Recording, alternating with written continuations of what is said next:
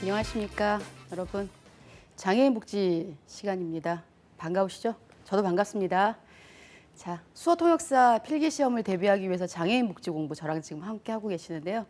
벌써 이제 6번째 시간입니다. 와우, 절반쯤 온 것 같아요. 힘 조금만 내시고, 물론 시험 봐야지 더 힘나나? 자, 이번 시간도 한번 힘차게 가볼까요? 우리 바로 지난 시간에는 그 장애 담론들이 어떻게 변화해 왔는지를 이야기를 했었습니다. 사실 길지 않은 얘기였지만 그동안 배웠던 것들을 정리하는 개념이 아니었을까라는 생각을 좀 해봅니다. 사실상 장애라고 하는 개념들이 시대에 따라서 바뀌어 오면서 그 바뀌어 온 것들이 어떻게 개념화가 되어 왔었는지, 그리고 그 개념화를 통해서 세계적으로는 어떻게 추세가 바뀌어왔는지를 이야기를 나눴었고요. 자, 장애 담론 크게 우리 이야기를 하면서 지배 담론 안에 분리라는 것과, 그쵸? 사회통합 정상화. 자, 얘는 지배, 얘는 저항이었어요. 얘에 대해서 저항하는 걸로 나온 담론이었죠. 자, 그런가 하면 또 뭐가 있었을까요? 자, 개별적 모델과 사회적 모델이라는 지배 담론과 저항 담론이 있었습니다. 또 이제 꼭 기억해 주십시오라고 했었던 내용이 하나 있었던 걸로 기억하는데요. 박스를 기억해 주십시오. 이제 제가 강의했던 것들 중에는 박스, 그리고 빨간 글씨 이런 것들은 꼭 기억을 해주시면 좋을 것 같아요. 자, 박스 안에 넣어서 기억하자라고 했었던 재활 모델과 자립생활 모델이 있었어요. 재활 모델 자체는 장애인 자체가 도움을 받아야 되는 사람, 그리고 개인의 문제에 두고 있고 환자나 클라이언트의 개념을 가지고 있고, 그러다 보니 전문가가 지배적으로 전문가 주도에 의해서 모든 것들을 바꿔야 하고, 최대한의 결과물들은 일상생활들 ADL을 할 수 있게 된다거나 유급에 취업을 한다거나 이런 정도의 개념들을 가지고 있다라고 하면, 자립생활 모델이라고 하는 거는 장애인 당사자가 주도가 돼서 이 소비자가 되고 스스로가 모든 것들을 결정하는 것, 기억나시죠? 그리고 사회 환경들을 바꾸는 것, 그다음에 자조 모임이나 동료 상담 등등을 하는 것, 그래서 사회적인 환경이 바뀌는 것들을 이야기들을 했었습니다. 그리고 자립생활 모델 안에서 자립이라고 하는 건 내가 스스로 모든 과업, 즉 밥 먹고 일어나고 잠자고 뭐 세수하고 옷 입고 이런 것들을 스스로 다 하는 것이 아니라 내가 선택하고 결정한 것들을 통해서 조정하고 관리하고 주변의 지원 체계나 도움을 받아서 나의 생활을 할 수 있는 것들을 이야기한다라고 말씀드렸어요. 그 자립에 대한 개념은 머릿속에 조금 넣어두시면 좋을 것 같다라고 말씀을 드리고요. 이제 그러한 흐름들을 통해서 국제적으로는 세계적으로는 지금 장애에 대한 범주가 확대되고 있고, 장애에 대한 모델도 복합적으로 되고 있고, 규정도 넓게 되고 있고, 보다 긍정적인 용어들을 쓰고 있었다라는 말씀을 드린 적이 있습니다. 아마 기억을 엄청 잘하실 거라고 생각해요. 별로 길지 않았던 내용이기 때문에, 그리고 다 알았던 내용이기 때문에 그 정도의 내용들은 머릿속에 정리하고 가지 않았을까라는 생각을 하고요. 오늘은 우리가 이 정상화 이론이라는 걸 이야기할 겁니다. 그리고 아울러 사회적 역할 가치 부여 이론이라는 것도 이야기할 거예요. 이름이 좀 쉽지 않아요, 그렇죠? 자, 정상화는 정상적으로 만드는 이론일 거고, 사회적 역할 가치 부여 이론은 사회적 역할과 가치를 부여하는 거예요. 사회적 역할과 가치를 부여하는 이론입니다. 자, 그 이론들을 가지고 우리는 좀 이야기를 해보도록 하겠습니다. 첫 번째 이야기입니다. 자, 정상화와 이 사회적 역할 가치 부여를 하는 것 두 개를 놓고 정상화 이론부터 얘기를 좀 해보도록 할게요. 정상화는 노멀리제이션이라고 얘기를 하죠. 정상화 우리 계속 나왔었어요. 물론 노멀리제이션이라는 얘기는 처음 나죠. 저 싫어하는 영어를 지금 하고 있어요. 죄송해요. 발음 이렇게 안으로 집어들고 정상화라고 얘기를 하고 가도록 하겠습니다. 정상화는 우리 이제 세계 역사 얘기할 때도 나왔었고, 그다음에 개념들이 바뀔 때도 나왔었어요. 그렇죠? 통합이라는 개념 이런 거 이야기할 때 이 분리되어 있던 곳에서 정상화 운동을 중심으로라는 얘기들을 했었던 기억 나시죠? 자, 정상화 이론의 배경은 처음 북유럽에서 시작됐어요. 북유럽에서 대규모 수용시설에 있던 장애인들에 대한 비인간적인 처우 기억나셨죠? 그래서 처음에 우리 이 발달장애인, 지적장애인들의 이 비인간적인 처우에 대해서 장애 부모들이 분노를 하면서 시작을 합니다. 그러면서 이 장애인들을 대규모 시설에 격리하는 것에 대해서 대항하는 형태로 처음 시작을 하게 됩니다. 그리고 이제 1960년대에 스칸디나비아, 노르웨이와 스웨덴에서 서비스의 특징인 과도한 특화 그리고 시설화에 대한 자연스러운 대응을 하는 것으로 이 제기가 되면서 전 세계적으로 확산된 개념입니다. 뭐가? 정상화가. 자, 정상화에 대한 설명은 북유럽에서 처음 시작됐고 대규모 수용시설에 분리되어 있는데 이들이 너무 인권 유린을 많이 당하다 보니까 장애 부모를 중심으로 대규모 시설에서 나오기 위해서 처음에 만들어지기 시작하죠. 이게 처음에 이제 진행되기 시작했고 1960년대에는 스칸디나비아, 노르웨이와 스웨덴에서 이 과도한 특화 서비스 자체가 시설로 너무 뭉쳐져 있는 것, 그다음에 시설화에 되는 것들에 대해서 대응하기 위해서 이제 바깥으로 정상화라는 운동들, 정상화 이론들을 주창하기 시작하고요. 이 정상화 이론들을 주창하면서 점차적으로 전 세계적으로 확산되게 되는 개념이 정상화라는 것입니다. 근데 이 정상화와 탈시설화는 어떤 차이가 있느냐? 요거는 제가 연필이 있으면 이렇게 여러분 이렇게 뭐로 보이세요? 별표 이런 거 없으면 지금 쓰고 계시면 쓰면 좋을 것 같아요. 사실상 우리 재활 모델, 자립생활 모델 비교하는 것처럼 정상화와 탈시설화는 같냐 다르냐라는 것들에 대해서도 가끔씩 이렇게 질문이나 물음들이 나올 수가 있기 때문에 자, 탈시설화와 정상화는 차이점이 있어요. 이상하다. 차이점이 없는 것 같은데. 왜요? 정상화도 대규모 시설에 반대해서 시설에서 나오기 위한 거였고 탈시설화도 뭐예요? 시설에서 나오기 위한 거잖아요. 그렇죠? 근데 어떤 차이가 있지? 라는 이제 얘기를 하면 한번 볼까요? 이 탈시설화라고 하는 건 벗을 탈자죠. 시설에서 벗어나는 거예요. 이렇게 벗어난다는 게 원래 이 착탈할 때 쓴 탈자인데요. 자, 일단 시설 수용의 비인도적인 측면에서 출발을 하죠. 우리 처음에 이 역사들 기타 등등 이야기들을 할 때 무슨 얘기들이 있었냐면 장애인들을 대규모화 시설에 분리했었어요. 그렇죠? 그렇게 대규모 시설에 분리한 거는 이제 기득권층들이 보다 안정적이 되기 위해서였었는데 그렇게 이 대규모로 수용들을 하고 이 시설들이 자꾸 늘어나니까 어떻게 돼요? 보호를 위한 예산이 너무 많이 드는 거예요. 그래서 그때 뭐가 나왔다? 탈시설화에 대한 논의가 나왔었다. 근데 지역 주민이나 지역 사회, 그 지역 환경인화가 이 장애인에 대한 인식이 바뀌지 않는 상태에서 탈시설화가 이루어지면서 장애인들의 삶의 질은 하락했다라는 저희의 이 담론 이야기했을 때 얘기했던 것들이 기억이 나면 참 좋겠다고 생각을 해봅니다. 기억이 안 나면 다시 기억하시면 좋을 것 같고요. 자, 탈시설은 말 그대로 시설 수용의 비인도적인 측면 출발을 하면서 이 대규모의 시설에 사실은 비용이 너무 많이 드는 거예요. 그래서 이 복지 예산을 줄이기 위해서 정치적으로 탈시설화라는 것들을 만들기 시작해요. 근데 그거에 비해서 정상화라고 하는 것들은 시설에서 나오긴 하는데 재정 투입을 대폭 확대를 시켜서 이 사람들이 지역사회 내에서 각각의 정상적인 삶 안에 흡수될 수 있도록 서비스질을 향상시켜야 된다고 생각해요. 그렇기 때문에 대규모의 시설에 있는 것보다 훨씬 더 많은 예산을 투입해야 되는 것을 강조합니다. 둘 다 시설에서 나오는 거긴 한데요. 기저가 다르죠. 근본적인 기저가. 탈시설화는 시설에서 나오는데 왜 나오냐면 물론 비인도적인 것 때문에 나오기는 해. 하지만 정치적인 구실은 뭐였었냐면 어머나 대규모에서 자꾸 늘리다 보니까 돈이 너무 많이 드네. 그래서 이 예산을 삭감해야겠다, 줄여야겠다라는 개념으로 가져갔던 것들이 탈시설화예요.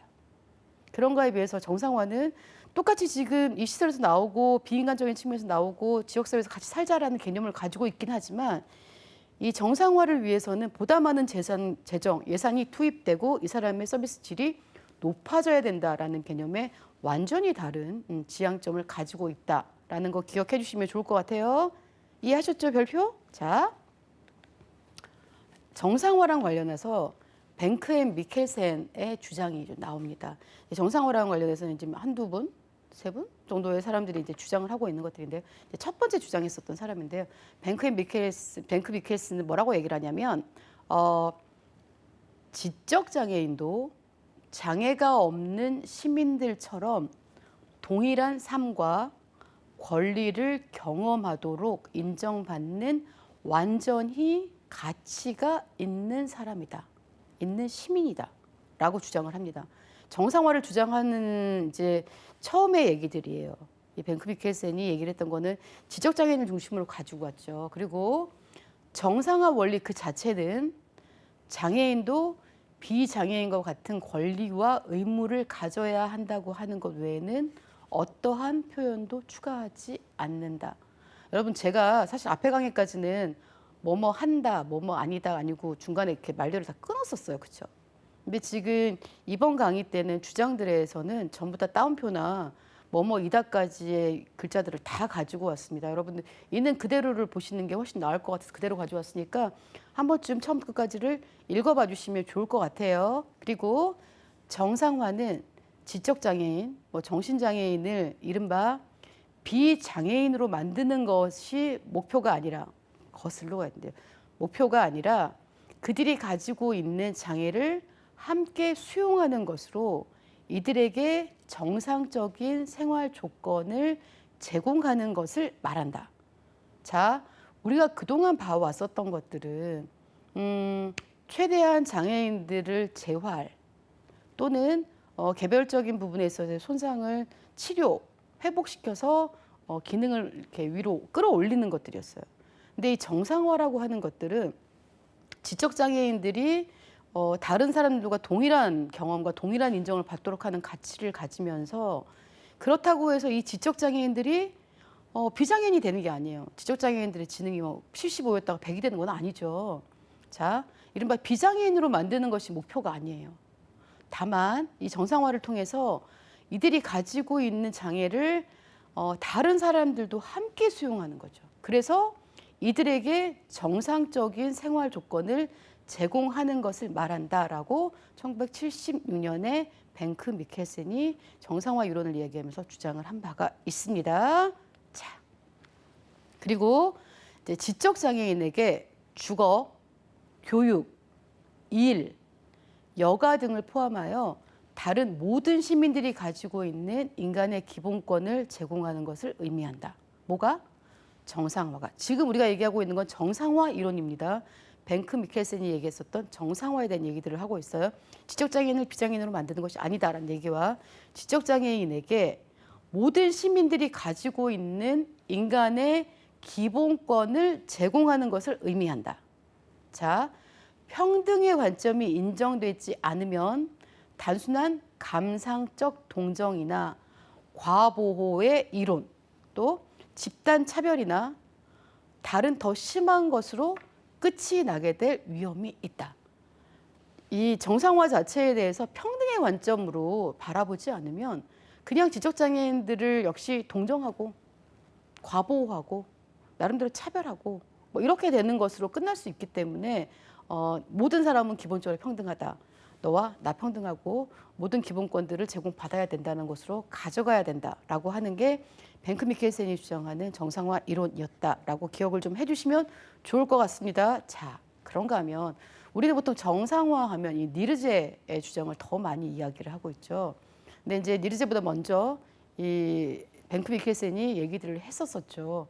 뱅크 미켈센이 얘기했던 것들은 주로 지적 장애인을 중심으로 이야기들을 펼쳐왔습니다. 자, 그런가 하면 이제 니르제의 주장을 좀 이야기들을 해보도록 할게요. 자, 니르제는 정상화에 대해서 이렇게 정의하고 있습니다. 정상화는 정신지체인이 주류 사회의 규범과 유형에 가능한 한 가까운 일상의 삶의 유형과 조건을 이용할 수 있도록 하는 것이다. 자, 주류 사회의 규범과 유형. 그리고 가능한 한 가까운 일상의 삶의 유형 라고 꼭 기억해 주셔야 되고요. 자, 모든 지적장애인에게 가능한 한 일반적인 상황과 생활 또는 사회적 방법과 가장 가까운 생활 유형과 일상의 조건을 제공하는 거다. 그렇게 되다 보면 시설 안에서는 쉽지 않았겠죠. 맞습니까?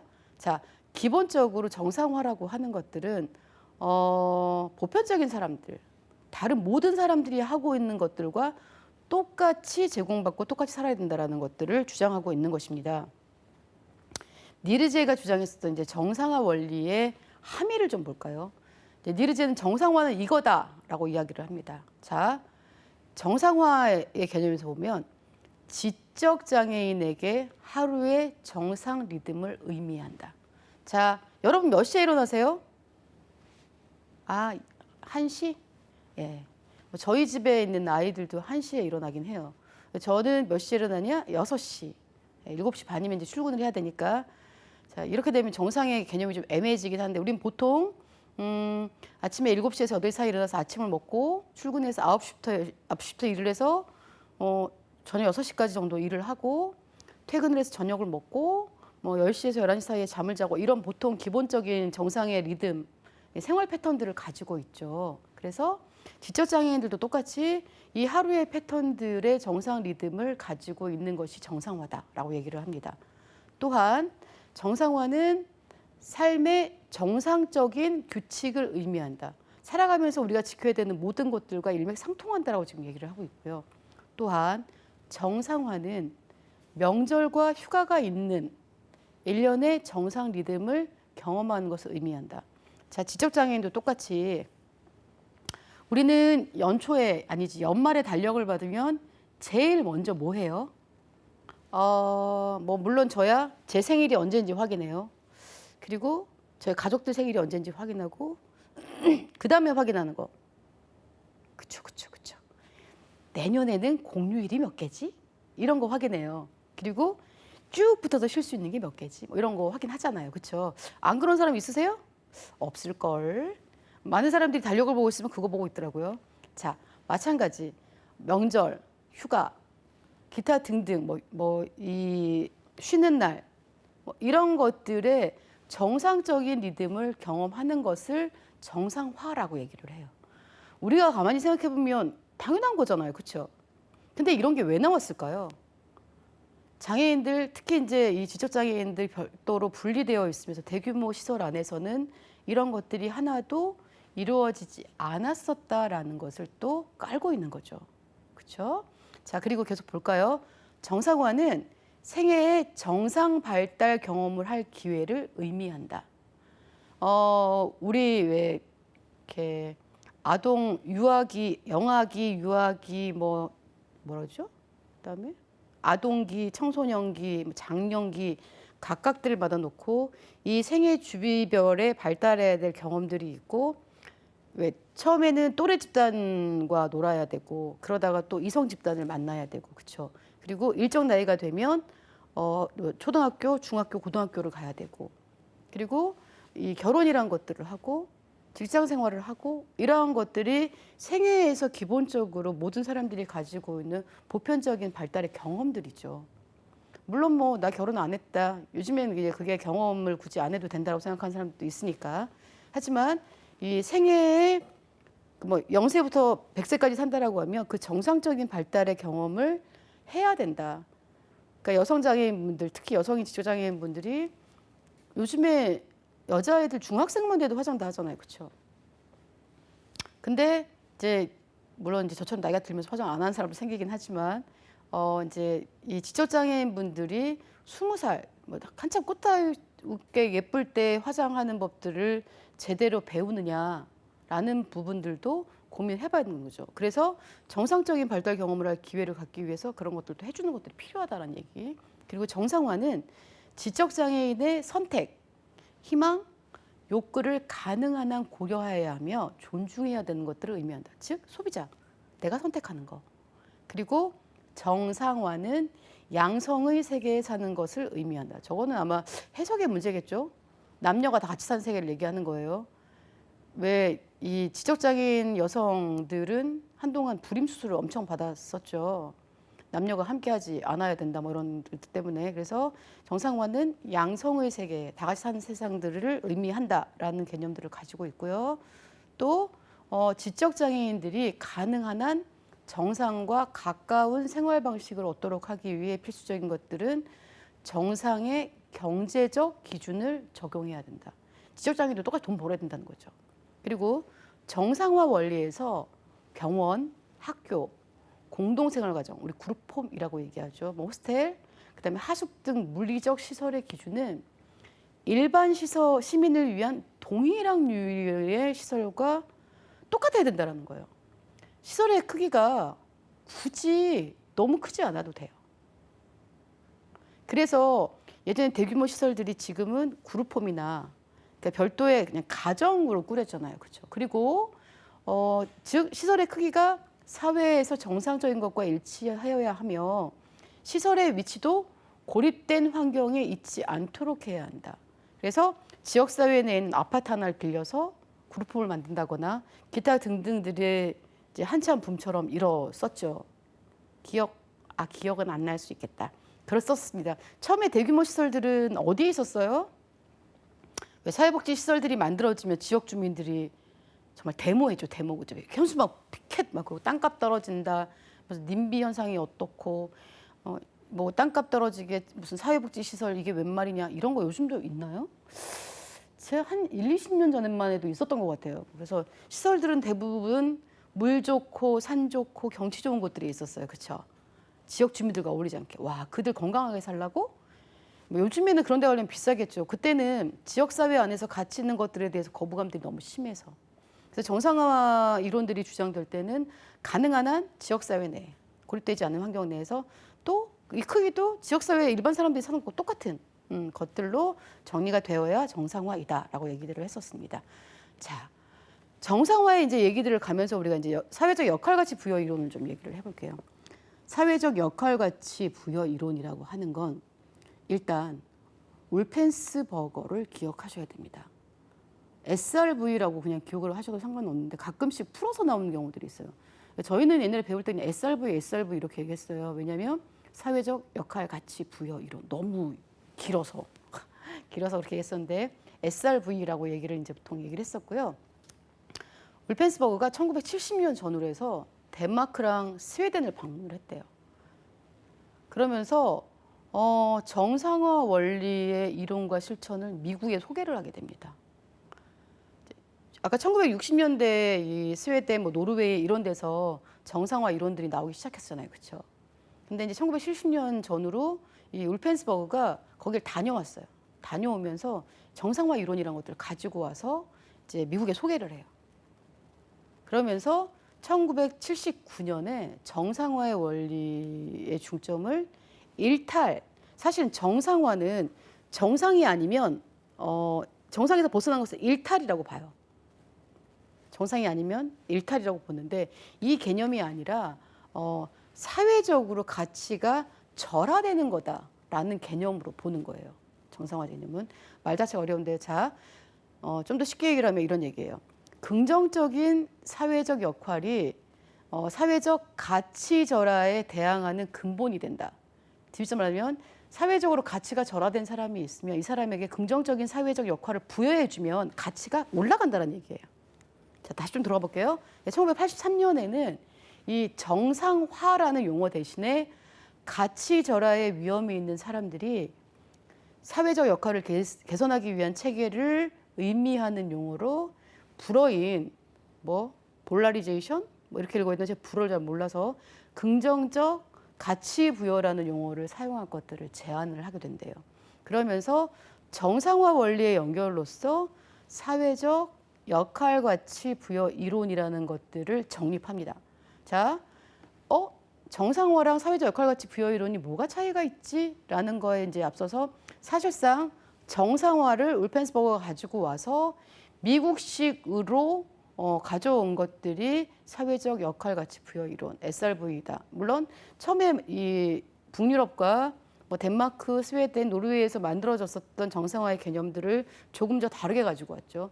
정상화에 상반되는 것들이 일탈이었어요. 정상의 범주를 벗어나는 것이기 때문에 일탈이라고 보는 반면에 이 미국식 정상화인 사회적 역할의 가치를 부여하는 것들은 가치가 절하되어 있으면 장애인들이 되는데 이들에게 사회적 역할과 가치를 부여하면 끌어올려서 긍정적인 역할을 주게 되면 장애에서 벗어날 수 있다. 이런 것들이 지금 SRV 이론이다라고 이제 생각들을 하시면 돼요. 말이 길다 보니 어려운 느낌이 살짝 들지만 뒤집어 보면 좀 더 가볼게요. 자, 이론의 발달은 SRV의 주요 전제입니다. 사람들의 복리가 자신들의 사회적 역할에 크게 의존을 한다는 거예요. 자, 좀 더 풀어서 볼게요. 다른 사람들이 긍정적인 가치를 부여하는 사람들은 일반적으로 많은 혜택을 받아요. 쟤는 진짜 완전히 괜찮은 사람이야 라고 했을 경우에 그 괜찮은 사람은 사회적으로도 많은 혜택을 받는다는 거예요. 근데 딴 사람, 쟤는 너무 아니야. 쟤는, 라고 하는 가치를 낮게 역할을 주는 사람들의 경우는 결국은 좋지 않은 처우를 받는다라는 겁니다. 이해되십니까? 자, 좀 더 내려가 볼게요. 이 SRV를 보다 이제 좀 정교하게 만들었어요. 사실상은 정상화라고 하는 뭉뚱그려진 이 개념에서 SRV라는 걸로 정교하게 만들었는데요. 사실상은 행동 기제로서 이 이론 자체는 행동 기제로서 사회적으로 가치가 절하되어 있거나 떨어져 있거나 기본적인 사회적 가치가 이런데 사회적 가치가 이만큼 내려와 있거나 또는 가치 절하가 될 위험이 큰 사람들에게 보다 긍정적인 역할을 추구하기 위해서 보다 좀 정교하게 만들었어요. 그래서 가치 절하의 위험이 있는 사람들에게 그 사회에서 문화적으로 가치 있는 수단을 사용해서 가치 있는 사회적 역할을 수행할 수 있도록 하고 그 역할을 정립하고 증진시키고 유지하고 또 그 좋은 역할로 계속 갈 수 있도록 방어하도록 만드는 것들이 SRV를 보다 이렇게 상세하게 만든 이유다라고 말씀을 하고 있고요. 자, 또 이 가치 부여라고 하는 것들은 어떤 대상에 대해서 가치를 더해주거나 높여주는 것을 얘기를 하는 거예요. 허경환한 가치가 오야, 중립다. 그래, 뭐 아주 고부가도 아니고 아주 저부가도 아니야. 딱 중간이야. 근데 이거는 허경화에 대해서 가치를 6으로 만들거나 7로 만들어주는 거예요.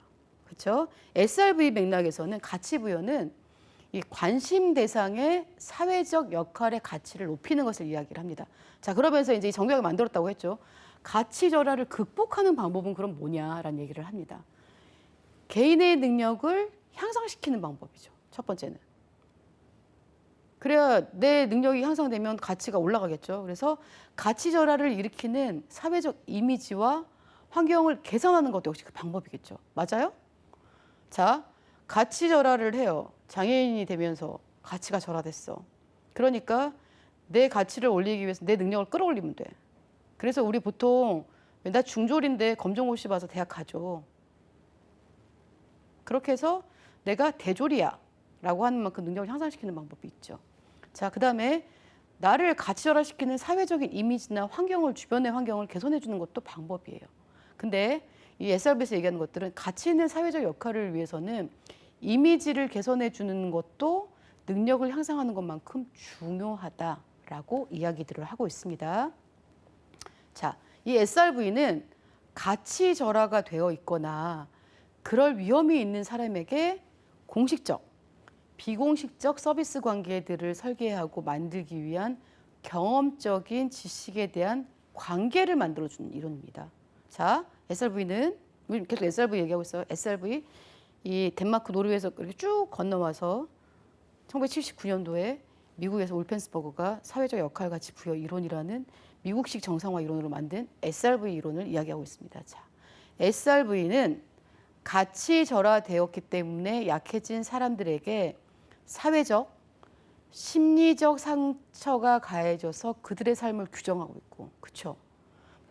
이 가치가 절하, 사회적으로 이 사람은 영 아니야, 넌 장애인이야, 너는 필요 없어. 만약에 산업화 시대라고 치면 너는 여기서 일을 못하는 사람이야 라고 해서 가치 절하된 이 사람들은 그 가치가 절하졌기 때문에 약해져 있어요. 그리고 사회적, 심리적으로 상처가 가해지죠. 그러면서 그것들이 그들의 삶을 규정해요. 그리고 그들과 가까운 사람들의 일생까지도 영향을 미치죠. 쟤는 장애인 가족, 쟤는 장애인 친구, 이렇게 일상에까지 영향을 미치고 엄청난 피해를 가지고 오는데 관심을 가지게 됩니다. 그러면서 자, 이 SRV에서 이제 가치 절하라는 것에 대해서 얘기를 좀 해봅시다.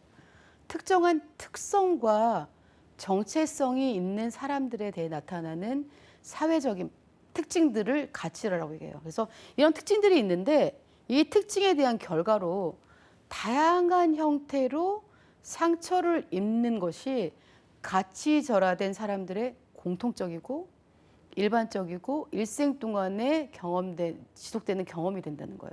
그래서 사회에서 가치가 낮다 아니고 낮다라고 인식되는 사람은 낮은 가치를 반영해서 대우를 받는 경우가 있어요. 뒤집어 말하면 낮은 대우를 받는다는 거죠.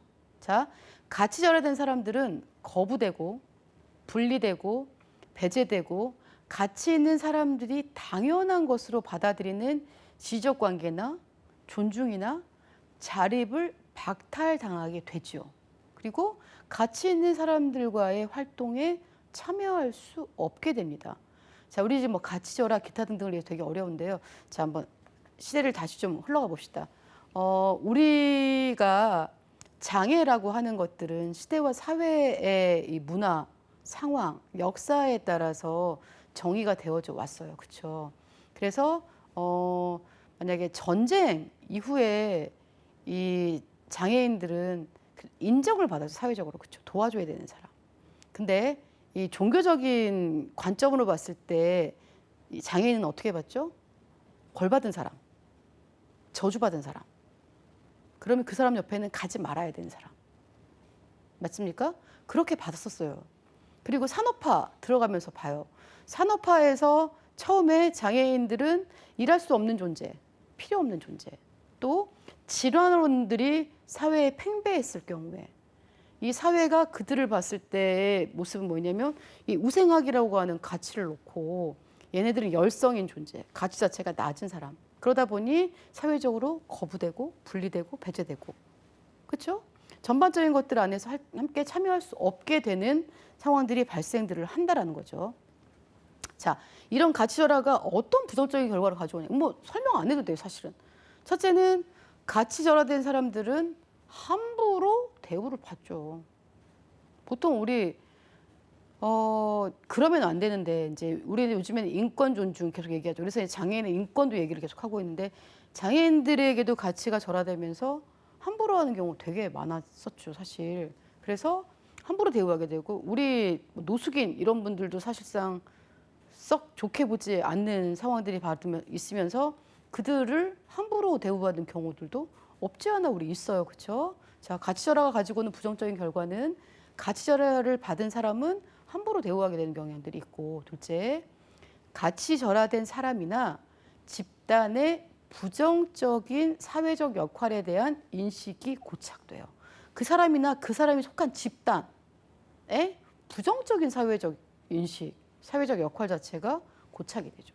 그러면서 걔네는 부정적인 역할을 할 거야 라고 얘기를 하죠. 자, 우리 다시 한번 옛날 돌아가 볼까요? 돌아가서 고대에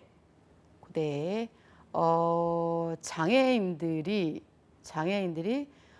굉장히 부정적인 인식을 받으면서 이 사람들에게 이 부정한 행위를 하지 않도록 부패를 방지하기 위해서 이 사람 뭘 시켰었어요? 문지기, 성문 문지기 뭐 이런 거 시켰었잖아요. 그렇죠? 기억나세요? 그런 역할들 정도밖에 기대를 하지 않죠. 노틀담의 곱추에서 나왔었던 노틀담의 곱추를 봤냐고 안 물어봤죠. 제가 우리 중세 들어가면서 노틀담의 곱추 얘기들을 잠깐 하게 되는데 보통 이 노틀담의 곱추에 보면 콰지모도라고 하는 이 곱추가 나오죠. 곱사등이 나오는데 이제 이 친구에게 주어졌던 친구는 아니죠. 이분에게 주어졌던 역할 역시도 뭐 종지기 뭐 이런 정도들이었죠. 그래서 가치절하라고 하는 것들은 그 사람 자체를 함부로 대하는 것도 있지만 그 사람이나 집단에 대해서 부정적인 사회적 역할을 인식하고 부정적인 역할을 기대하게 되는 결과를 가지고 옵니다. 그러다 보니 이제 이 가치절하된 사람들은 굉장히 부정적인 삶을 경험할 수밖에 없어요. 자, 일단 가치가 절하되면 사회에서 낮은 지위로 하락하겠죠. 그리고 1등 시민 아니고 2등 시민으로 무시당하는 극단적인 위험에 처하게 됩니다. 이거는 설명 없이 들어보면 돼요. 그리고 나면 체계적으로 사회나 지역이나 이웃이나 가족이나 사회 서비스 담당자로부터도 사실은 거부를 당합니다.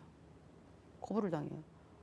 그리고 낮은 사회적 지위와 거부로 인해서 사회에서 가치가 절하된 역할을 부여받죠. 그러니까 좋은 역할을 부여받지 않아요. 그리고 가치 있는 역할에서의 접근은 극히 감소를 하게 됩니다. 보편적으로 남들이 일정 정도의 가치를 가지는 것들에는 접근을 할 수 없죠. 왜냐하면 이 분리 배제들이 되니까. 그리고 그러다 보니 가난과 경험을 이 자체를 할 수 없는 이제 빈곤에 처하게 되죠.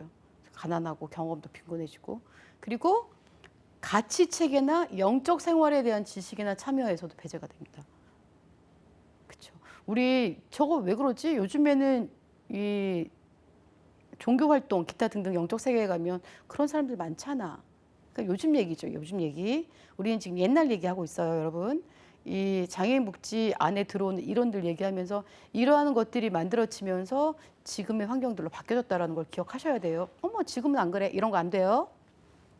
자, 그리고 사람들의 시간과 인생이 쓸모없게 되고 공격의 대상이 되기도 하고 살해가 될 위험도 있어진다는 거예요. 물론 극단적이긴 하지만 그러면서 다양한 정신적인 상처를 받고 스스로의 가치가 더 하락하고 자존감도 하락하게 된다라는 겁니다. 그래서 사회적으로 이 사람에게 어떻게 가치를 부여하느냐에 따라서 그 사람의 삶이 달라진다는 얘기를 해요. 자, 우리 한번 뒤져볼게요. 우리가 분리되어 있다가 나온 것이 이거의 이 대변돼서 나온 게 정상화였어요. 그렇죠? 그래서 지역사회 내에서 일반인들과 비장애인들과 함께 사는 것들을 이야기했었죠. 그러면서 사회적으로 긍정적인 관심들을 가져야 된다는 얘기들을 하고 있습니다.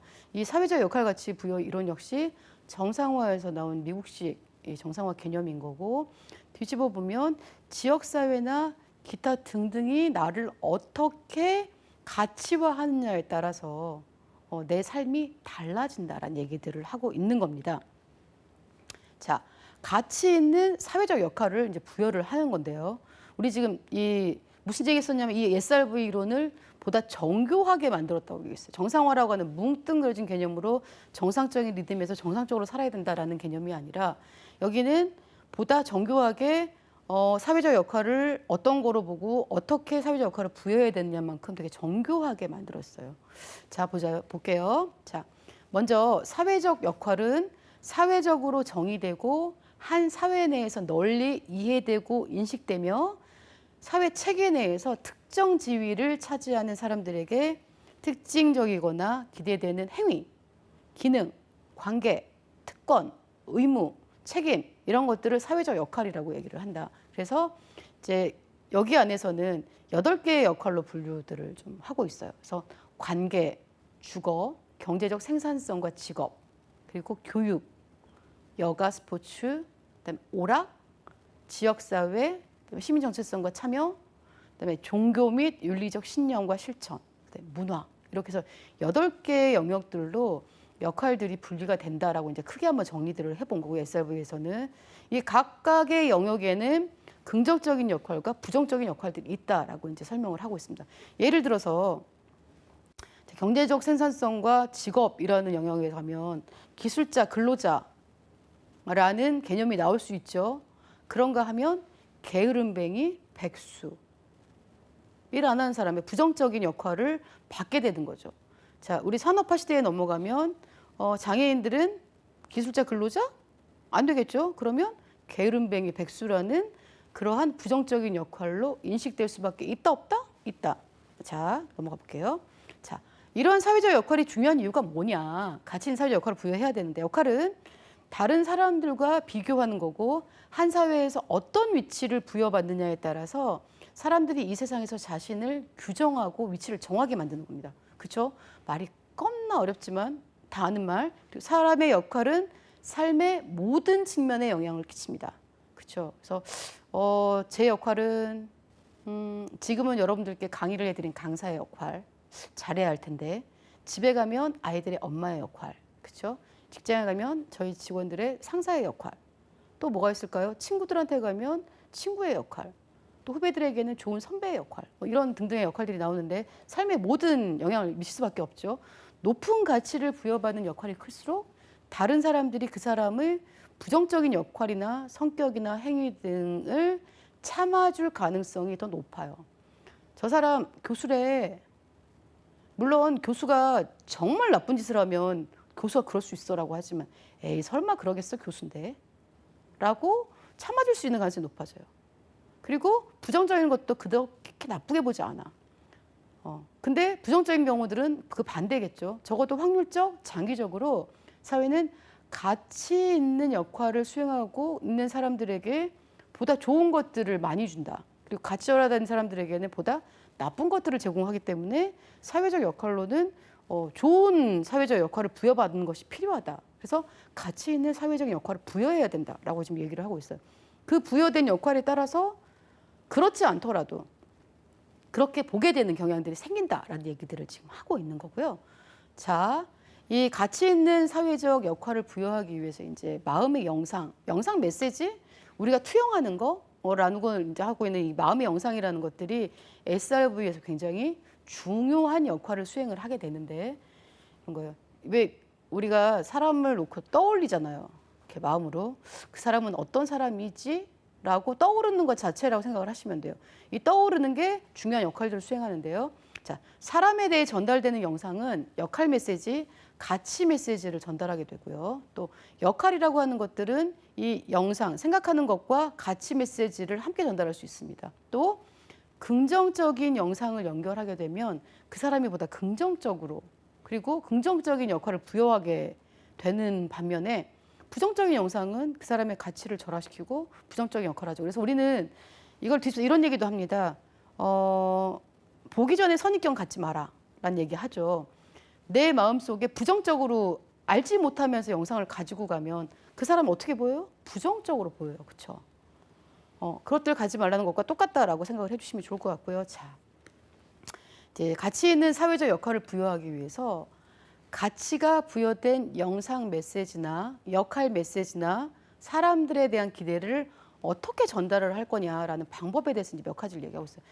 SRV 자체는 나름 정교하게 되어 있다. 정교하죠? 자, 첫 번째, 물리적 맥락과 환경과 관련해서도 되게 가치 있게 전달을 해야 된다. 자, 사는 곳의 역할 및 가치 메시지, 영상들과 관련해서 우리는 굉장히 아름답게 전달해야 된다. 자, 봐요.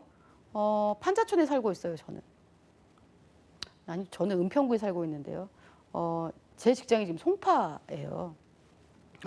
우와, 되게 부자 동네시네요. 이렇게 얘기를 하죠. 은평구에 살면 저한테 어머, 공기 좋으시겠어요. 이렇게 얘기를 하세요. 그렇죠? 그러면 사는 곳 자체에 대한 이 영상이나 이미지가 은평구는 그냥 공기 좋은 곳에 살고 있는 사람, 송파구는 돈 많은 데 살고 있는 사람. 괜히 입고 있는 옷도 좋아 보이고 저한테 제가 은평구에 직장을 가지고 있다가 송파구로 이렇게 직장을 옮기고 났더니 저한테 사람들이 묻으셨어요. 은평구에 있던 직원들이 거기는 진짜 돈 많은 사람들만 살아요? 뭐 이런. 내가 볼 때는 여기가 더 돈 많은 사람들이 사는 것 같아요. 이렇게 얘기를 했으나 그럼에도 불구하고 우리가 머릿속에 가지고 있는 사는 곳들 그리고 그 지역이 주는 영향들은 이 환경적, 물리적인 맥락과 환경을 가지고 충분하게 영상이나 가치가 정리가 될 수밖에 없겠죠. 그렇죠? 그래서 왜 누가 저한테 그렇게 얘기했어요. 어머, 송파로 간 김에 집을 송파로 옮겨. 애들 교육에 좋아, 강남이. 이런 얘기들을 하거든요. 그래서 제가 아니야, 괜찮아요. 다 컸어요, 아이들이. 이렇게 말씀을 드리는데도 이 동일한 이 강남 쪽에 살면 이 아이는 왠지 공부를 더 잘할 것 같은 느낌. 그리고 강남 쪽에 아이들은 이래. 확실히 다르더라. 뭐 이런 느낌. 저는 뭐가 다른지 잘 모르겠으나 그게 바로 이 물리적인 맥락과 환경이 주고 있는 이 가치, 영상, 역할, 뭐 기대 이런 것들이 아닐까 싶어요. 자, 그런가 하면 이제 사회적 맥락과 관련돼서도 이 사회적 역할을 부여되겠죠. 왜냐면 장애를 가지고 있는 사람들이 함께 있으면 다 똑같은 장애인으로 보죠. 그리고 동일한 집단으로 봐요. 제가 이제 굉장히 기억이 나는 게 뭐냐면 94년도에 처음에 이제 직장 생활을 시작하면서 제가 장애인 복지관에서 장애인 직업재활이라는 것들을 했었는데요.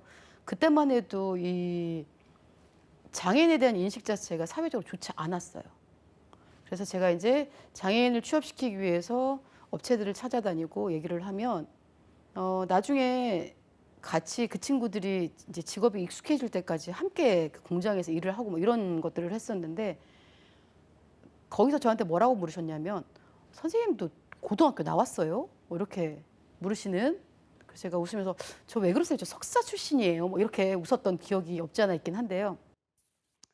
그 당시에 동일하게 옆에 이제 같이 갔던 친구들이 우리 선생님 공부 잘해요. 뭐 이렇게 얘기해 줬던 뭐 그런 기억도 있는데 자, 동일한 집단으로 동일한 가치를 보고 동일한 영상을 가지고 있는 거 역시 사회적 맥락 관계에서 오는 거고요. 그다음에 이제 행동과 활동에서도 이 사람의 가치를 확인할 수 있죠. 그래서 연령에 맞지 않는 행동을 하거나 연령에 맞지 않는 활동들을 하면 이 사람에 대한 가치는 떨어질 수밖에 없어요. 부정적인 메시지 전달할 수밖에 없겠죠.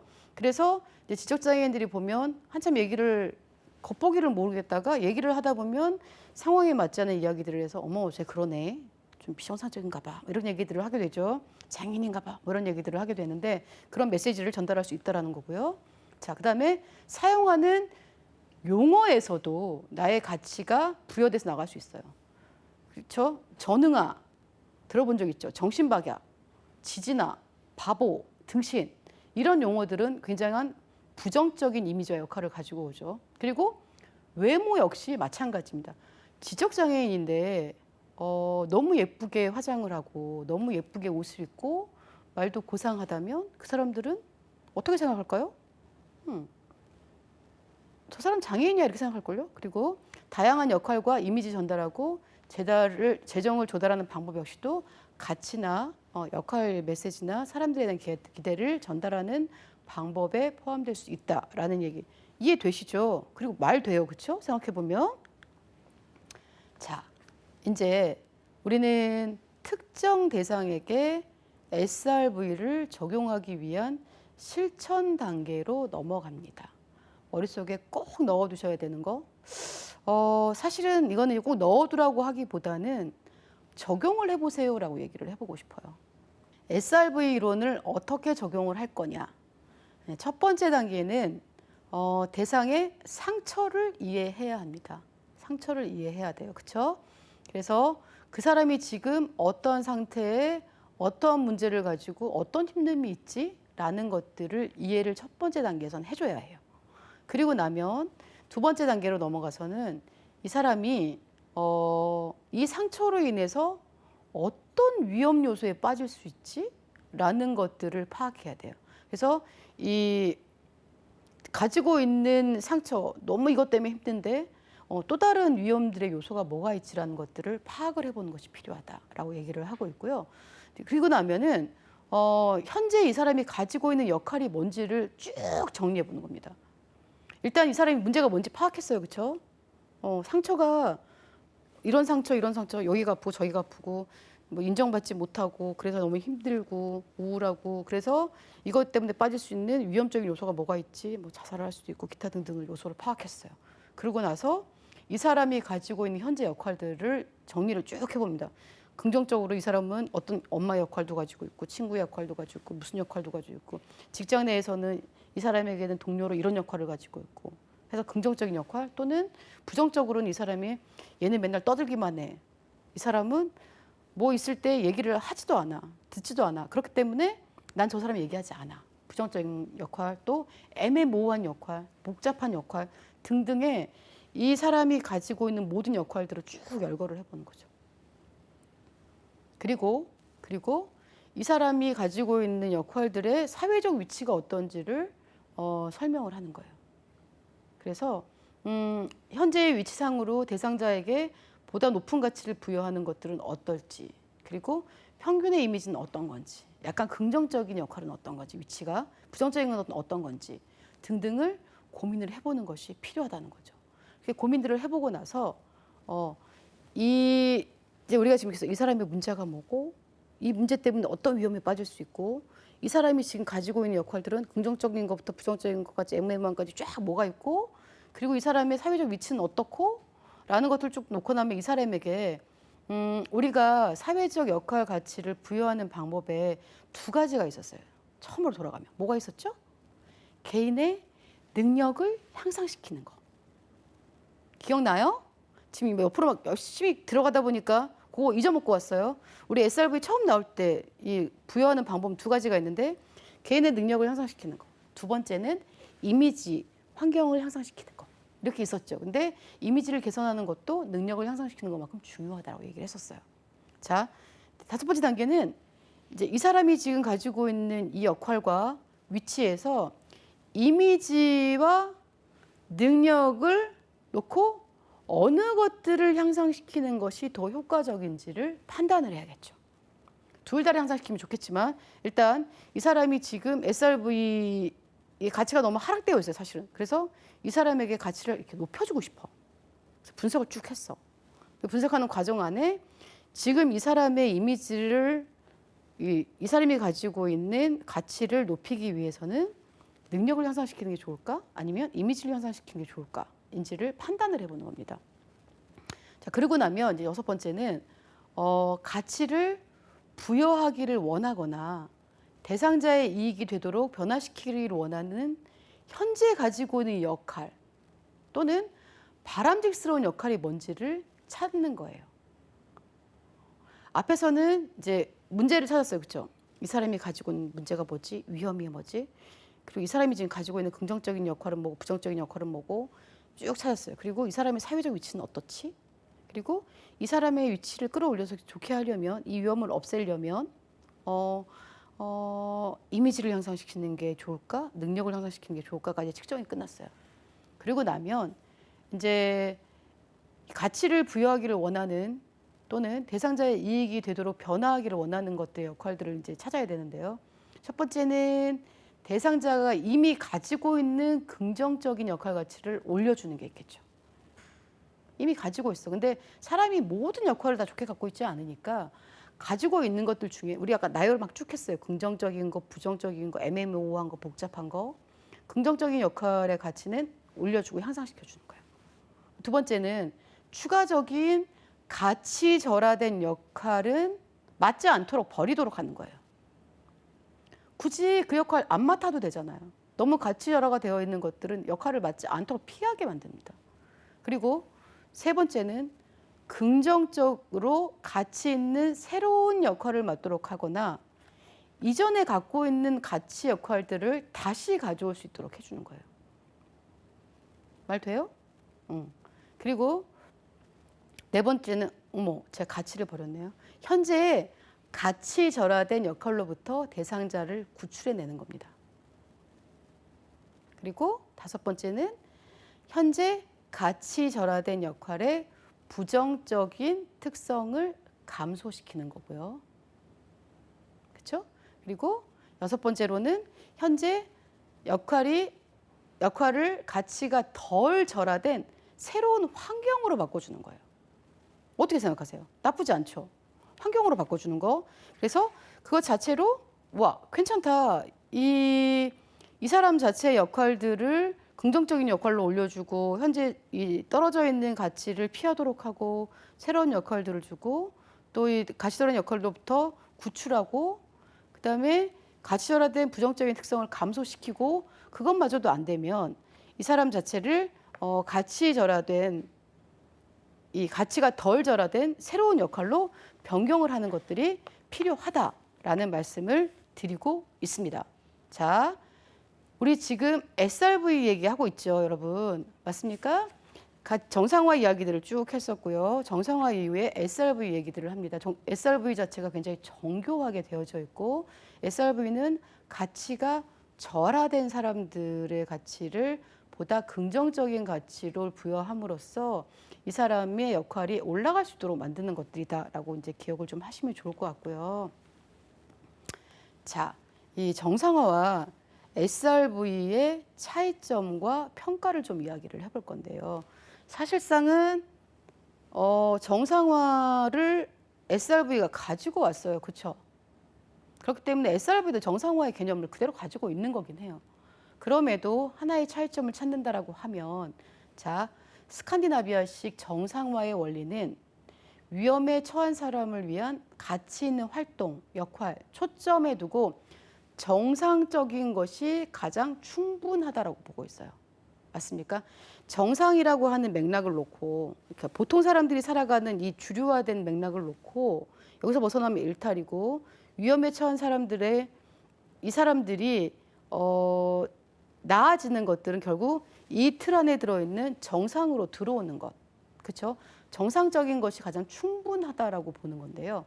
그거에 비해서 SRV라고 하는 것들은 가치 있는 사람과 집단의 지위를 유지하면서 더 나아가기 위하고 높이기 위한 이 더 높게 향상된 목적의 대안들을 채택해야 된다. 그러니까는 하나의 범주를 가지고 있는 것이 아니라 가치를 올려 가지고 가야 된다라고 하는 차이점들을 가지고 있습니다. 자, 그런가 하면 SRV와 정상화는 장애인 생활시설에 크게 변화를 줬죠. 그리고 시설을 지역으로 바꾸는데 기여를 했고 특히 지적장애인 복지에 기여를 했습니다. 자, 근데 사회적 무용을 지지하는 학자들의 비판이 있는데요. 장애인들의 삶에서 빈곤을 설명하지 못한다. 그렇죠. 정상화 됐다고 해서 빈곤 안 해지는 게 아니더라. 그리고 이 역시 전문가의 초점을 둔 이론들이다. 그리고 지적장애인들만을 중심으로 두고 있고 정상화에 의해서 주도가 되고 있다. 그리고 물질적인 조건이라는 맥락의 외부에서 일어나는 거지 이 서비스를 주고 있는 기본적인 내용들에서는 정상화가 아무런 의문도 제기가 되지 않는다라는 평가들을 받고 있습니다. 그래서 이 정도까지 기억들을 좀 하시면 정상화와 SRV 얘기를 할 수 있지 않을까 싶고요, 여러분. 다음 시간에는 이제 우리나라의 장애 유형과 등록 제도에 대해서 좀 살펴보도록 하겠습니다. 오늘 어려우셨습니까? 고생하셨습니다.